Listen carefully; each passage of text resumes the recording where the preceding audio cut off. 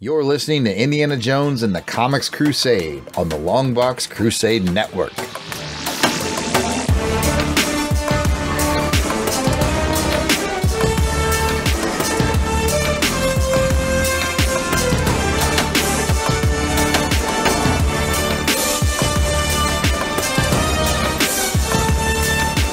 Hello and welcome to Indiana Jones and the Comics Crusade. I'm your host, Jared Albrecht, the Yard Sale Artist, and I will be taking you on an adventure with me as I index all 34 issues of 1983's The Further Adventures of Indiana Jones by Marvel Comics. On this episode, we'll be taking a look at issue number 5. Issue 5 was cover dated May of 1983 with a script by David Michelinie, pencils by Ron Frenz, inks by Danny Bulanati. Letterer is Joe Rosen, the colorist is Bob Sharon, and the editor is Louise Jones. Your cover description goes a little something like this. The cover is drawn by Ron Frenz and inked by Danny Bulanati. The Marvel Comics Group banner is pink with black letters, and Indiana Jones stands pistol ready in his pink corner box. The title logo is yellow with red highlights, and the main action depicts Indiana Jones caught up in some supernatural swirling winds at Stonehenge. In the center of the storm is Herr Loeb, seemingly using an ancient crystal to summon forth a demon. And now for your quick story synopsis. Picking up where Indy left off in the last issue, Dr. Jones and Karen are dangling from London Bridge in a limousine. With a little quick thinking and a lot of risk-taking, Indy and Karen escape their Nazi pursuers and plummet into the river to escape. After a quick regrouping session at Karen's mother's house, Indy and Karen take the train towards Stonehenge, but the Nazis continue their pursuit, so our heroic duo must fight their way off the train and escape via stolen motorcycle. After a quick bout with some quicksand, Indiana and Karen get the drop on the Germans at Stonehenge and manage to save the day by destroying the crystal, which means mankind will never learn its secrets.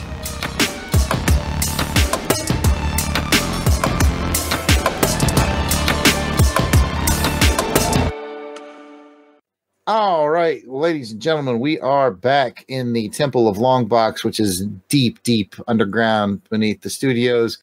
And I have down here as a willing human sacrifice, he said, go ahead and take out my heart if you need to for Kali. It is Jim the Joe Junkie. Welcome to the Temple of Longbox, Jim.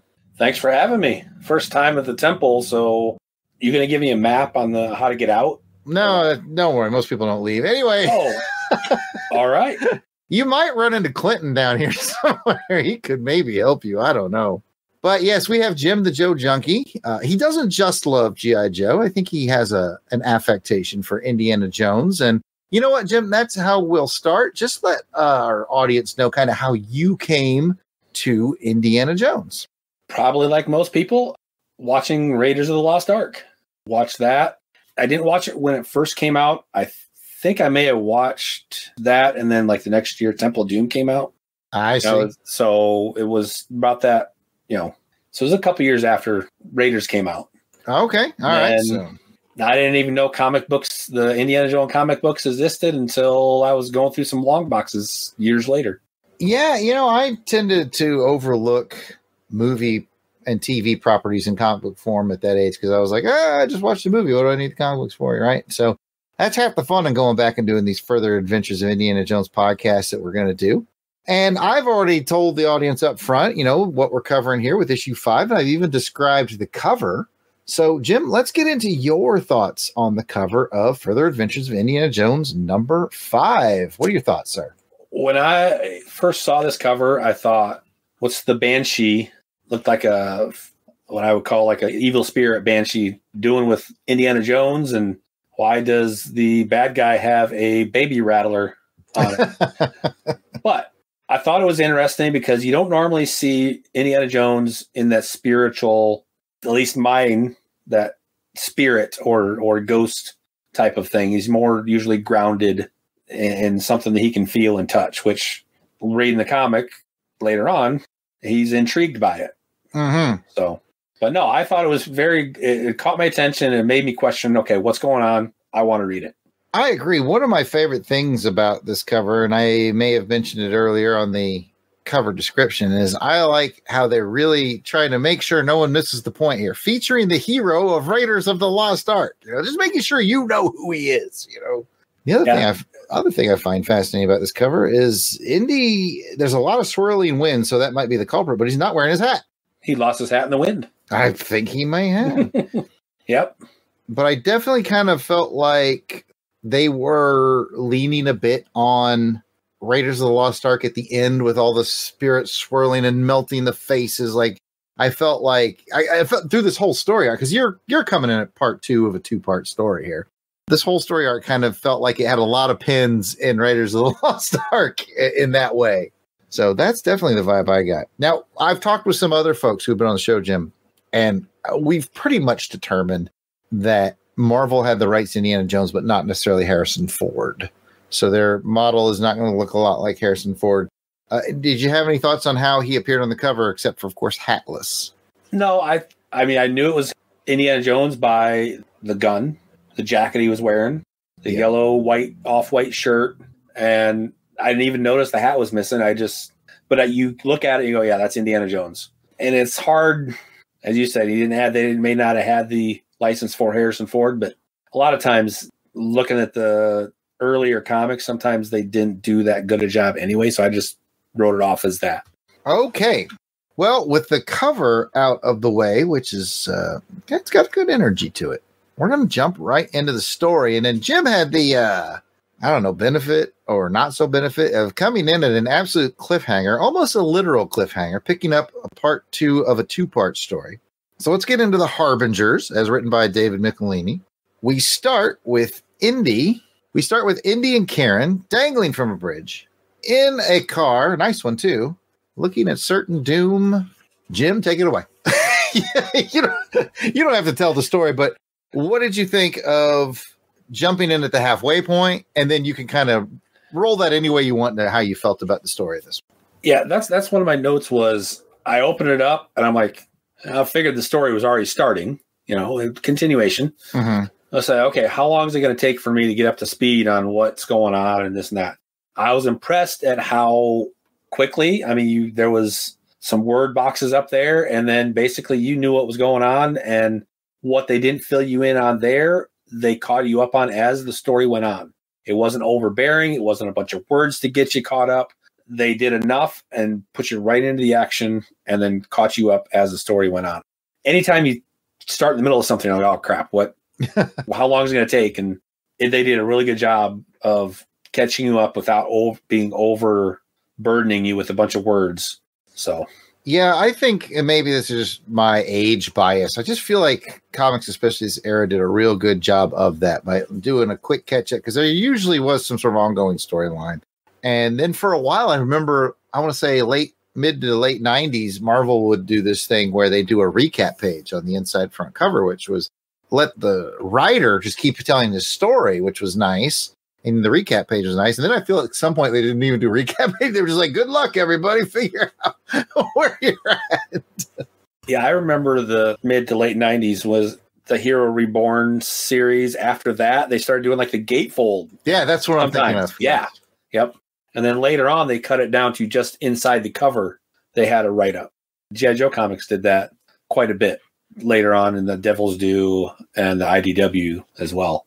It makes it nice for continuity. So it's good to know that the writers here did a good job of getting you into the story. And speaking of which, what else is in your notes for this one? I mentioned it a little bit. Action-packed, fast-paced. It really reminded me of a Indiana Jones movie, where it was just going from have that action scene, and then there's a rest, and then there's another action scene, and then the big climax.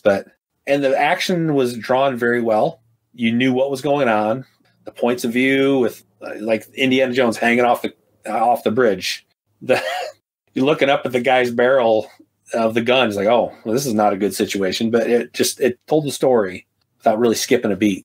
Yeah, as I like to point out to a lot of the guests we have on the show, so our listeners heard it a few times, but I like to remind them that this comic was made with only Raiders of the Lost Ark as a reference point.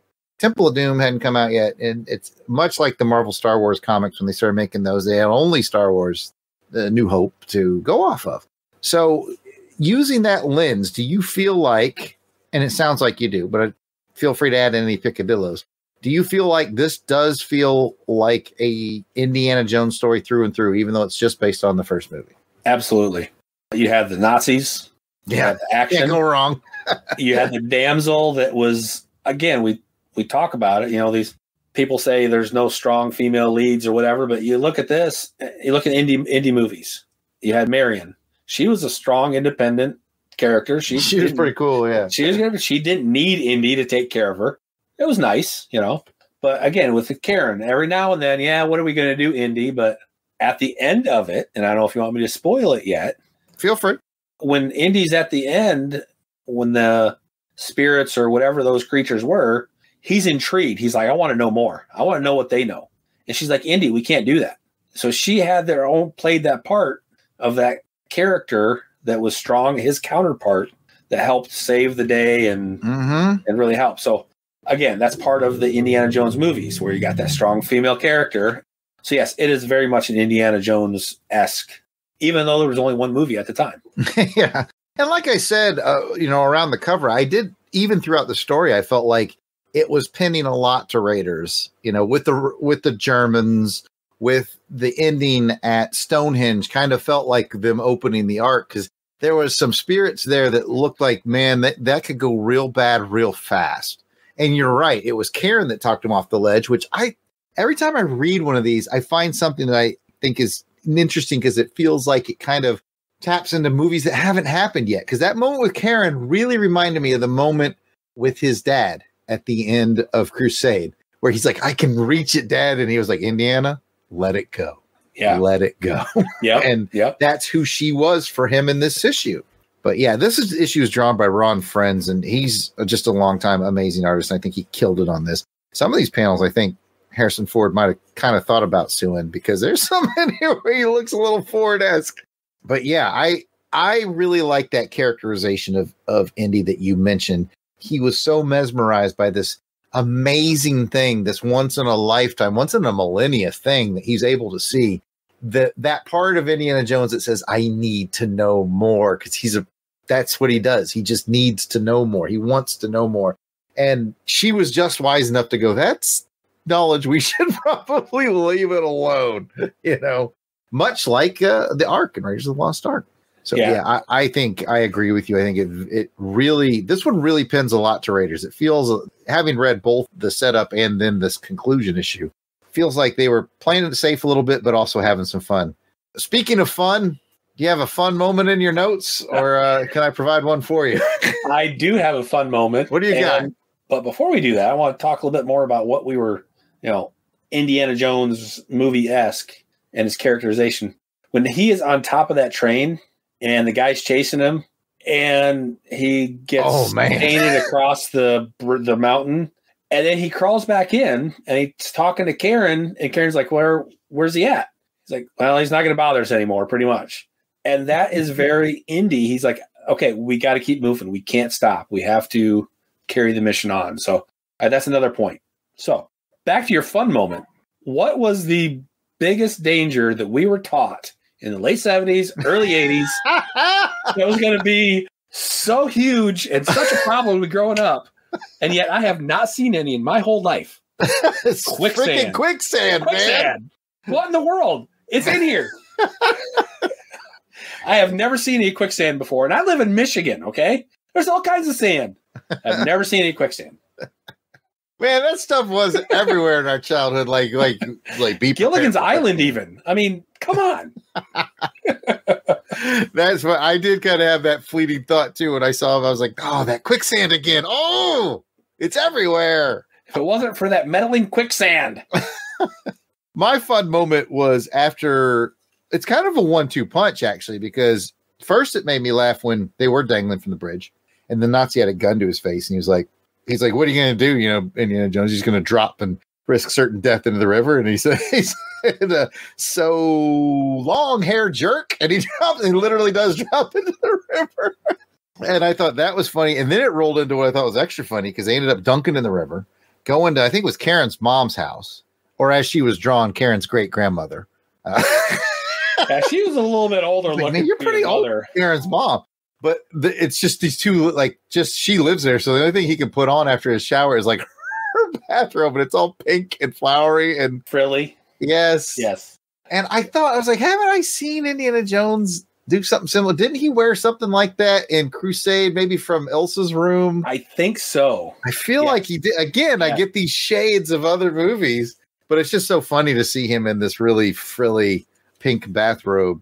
And the great thing about Indiana Jones is he's like really not too bothered by it. You know, he's just like, whatever. Yeah. Another one has to do with the quicksand.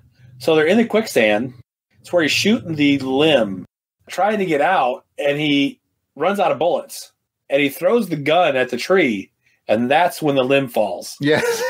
I'm like, guess that's one way to do it. That's very Indiana Jones. Like, this is the last option I even have is to throw my gun at the limb. And he made the comment, I meant to do that. Yeah. She said, of course you did. Of course. Yeah, it definitely had some of that indie fun flavor in it. You mentioned the standing on the train. You know, the guys are trekking him down the train, and Indy was just sharp enough to realize that tunnel was coming. And man, I was like, oh man, it was a very brutal death for the guy, because Indy just ducks down and the guy's like smack. But they don't show it. They do a great job sort of cutting the action, but you really get the feeling that guy, woo. Yeah, that guy. I think that was Schmitty, the guy who was piloting. Yes. He was originally Indy's pilot at the beginning, I think, of last issue when you didn't read. Yeah, he was. They made a mention of that it was Smitty from his pilot. Yeah. That flew him there. Yeah. Maybe it's the fact that I don't trust people till I know them very well. But I was waiting for Karen to reveal herself as a bad guy. Me too. I really was. Me too. Okay. I'm glad I wasn't the only one being like, man, when is she going to say, well, sorry, Indy, but I'm the actual one that's trying to get this thing.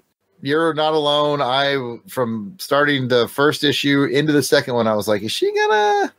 Because I've read through these once before. I got these fancy hardbound, whole run, and fancy. I read them. Oh yeah, because that's what I do. I read them all through, and then I thought, oh, I should do a podcast on this since I have the whole set right here in front of me. And I don't know anybody who's out there podcasting a lot about further adventures of Indiana Jones. So I thought this would be fun. And so the point is, I don't have the best memory of it. And I was like, she going to turn on him just like you were thinking? But nah, she ended up being pretty solid indeed. All right, good. Because I'm worried that I was the only one that wasn't trusting. So I'm like, No, man. I think we got burned by Ilsa in Last Crusade. She turned on him. Yeah. By the way, she played Jenny Flex in A View to a Kill. It all comes back to James Bond. All comes back to Bond. Anyways, do you have any other story notes, sir? And we touched on the ending where Karen made the big difference, but Indy had to, he had to make that sacrifice and do what was right. But I do have a non-story question.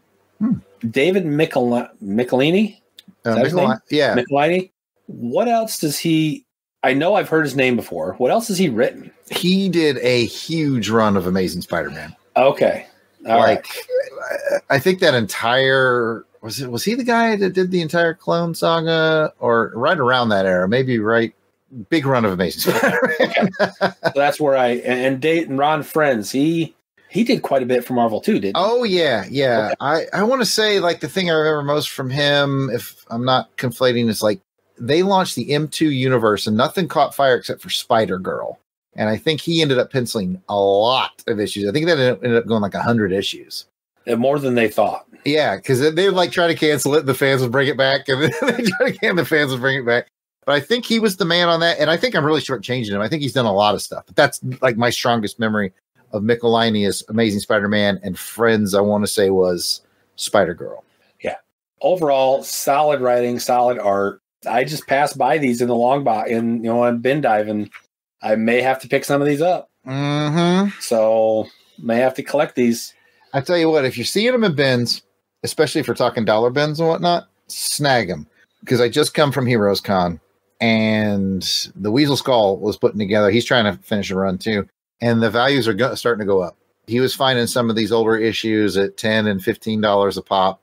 And I was like, man, I was able to put this run together cheaper than that, mostly dollar bin stuff. And I think I got a big chunk of them in like one buy on eBay. Like a guy was selling, I got a bunch, he's missing maybe 4 or 5 issues, and I got a good deal of them there and something like that. But yeah, if you get a good deal on these, I would recommend getting them, because according to what I've seen as far as like HeroesCon pricing, the market is getting hotter.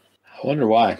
Oh, wait, there's a podcast coming out, so it's going to get popular. Yeah, they knew I was going to. It's the long box effect. They were like, yes, the long box, which I still believe we had effect on Devil's Due prices, because those have been going up ever since we started the day. I guess. Take what credit you can. Yeah, we totally drove up the prices on these. No, there was a renewed interest in Indiana Jones when the new movie came out. That probably pushed it a little bit. And then I think a lot of it too, this is just Jared. Welcome to Speculation Hour on the Indiana Jones podcast.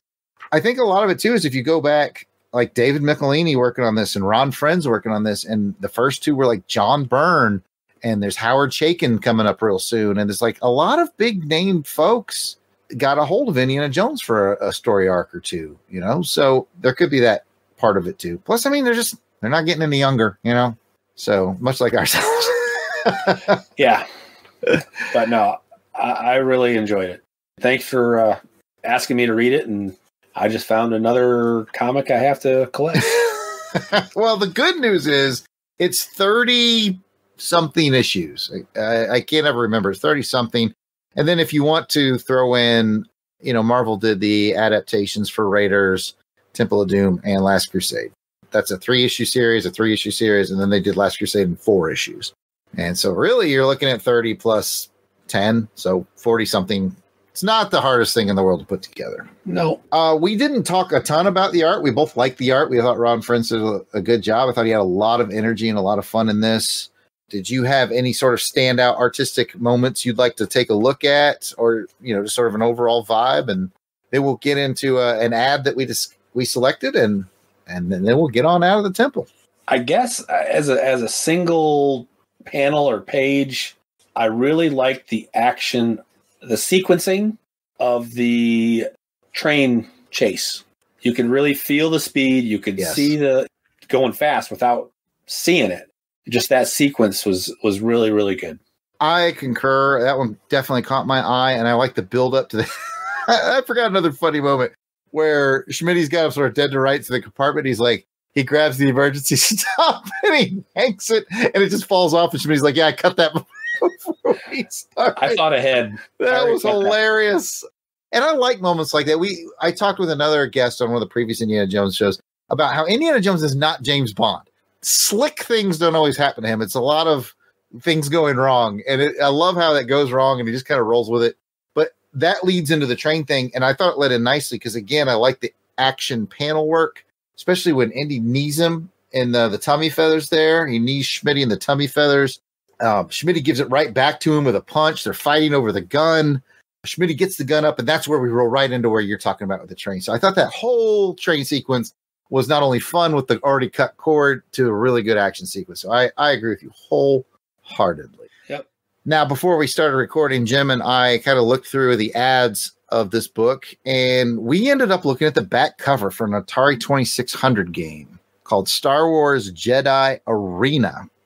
You are entering a battlefield of the future. The Star Wars Jedi Arena.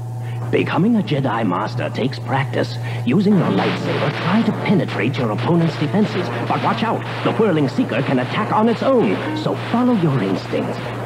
Now you're ready to take on any challenger who dares to oppose you. Play the Jedi Arena home video game, alone or head-to-head. The challenge awaits you. From Parker Brothers, the ones to beat. It's a really nicely painted ad of Luke Skywalker, Mark Hamill as Luke Skywalker, and they're advertising this become a Jedi Master without ever leaving home.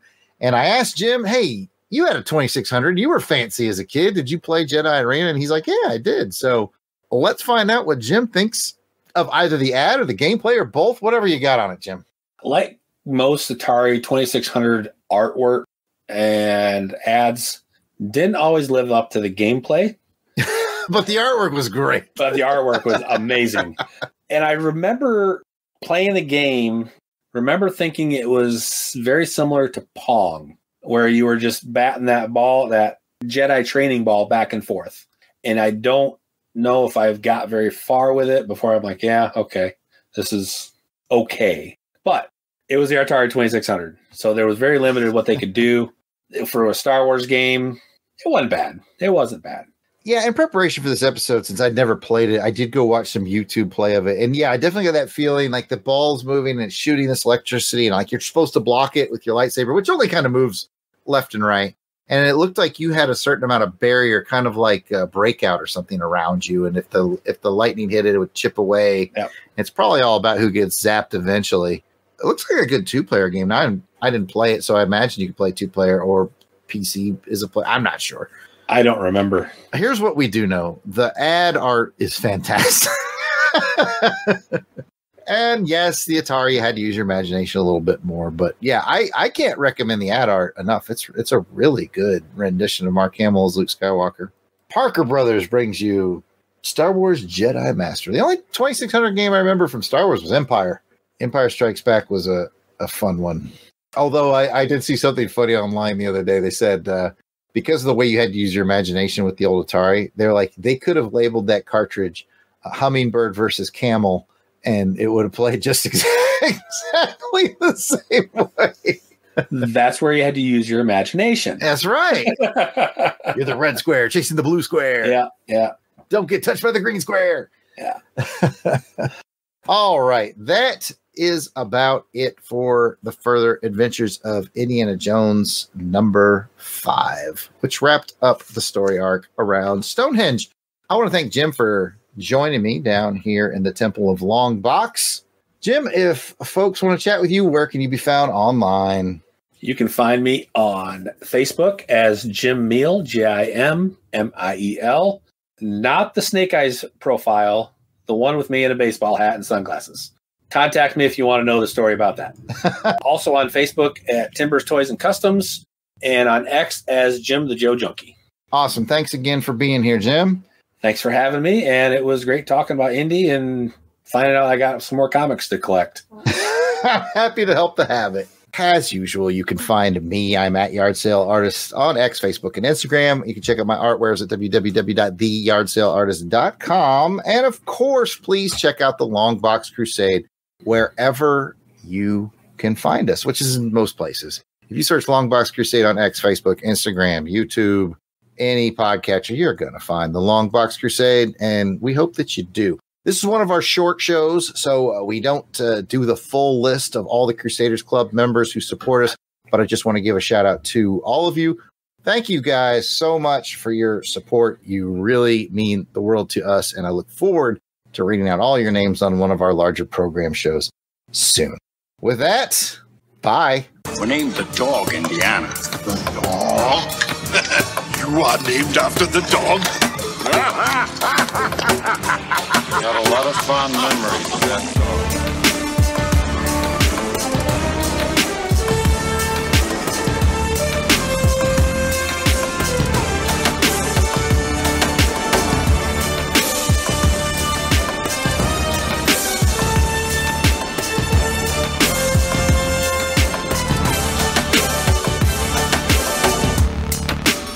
And what did you find, Junior? Junior? Dad? What does it always mean? It's Junior. That's his name. Henry Jones Jr. Like Indiana. May we go home now, please?